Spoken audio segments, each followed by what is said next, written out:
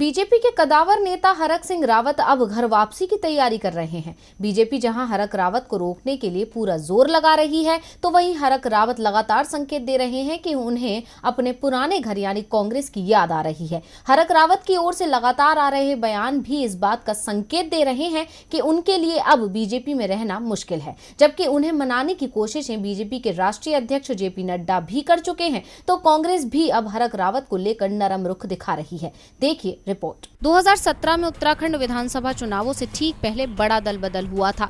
1 दर्जन के करीब विधायक कांग्रेस नेता हरक रावत के नेतृत्व में पार्टी छोड़ बीजेपी में शामिल हो गए थे। 5 साल बाद इतिहास फिर एक बार खुद को दोहराते हुए दिख रहा है। हरक रावत एक बार फिर केंद्र में आते दिख रहे हैं, लेकिन इस बार कहानी थोड़ी अलग है। 2016 में जब हरक रावत ने बगावत की तो वो उस समय कांग्रेस में थे और अब वो बीजेपी में हैं, तो फिर से बगावत के संकेत दे रहे हैं। संकेत साफ है कि हरक रावत अपने घर कांग्रेस में वापस जाने की तैयारी कर चुके हैं। इसका सबसे बड़ा संकेत मिला हरीश रावत से उनके माफी मांगने से।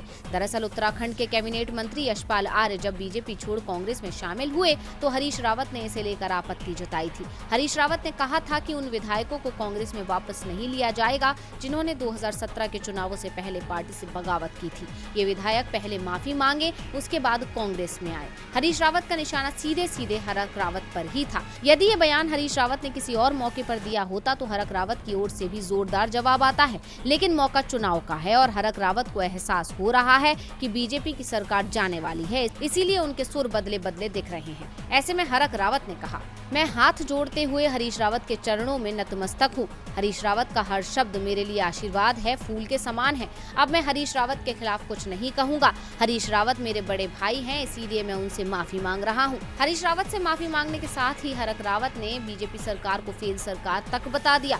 उन्होंने कहा कि एक कैबिनेट मंत्री के तौर पर मैं अपने इस कार्यकाल को फेलियर मानता हूं। 4.5 साल के कार्यकाल में मैं जनता के सबसे कम काम करा पाया। हरक ने कहा कि कोटद्वार मेडिकल कॉलेज के लिए वह जितनी बार त्रिवेंद्र रावत के सामने गिड़गिड़ाए वैसा शायद ही किसी अन्य मामले में हुआ हो।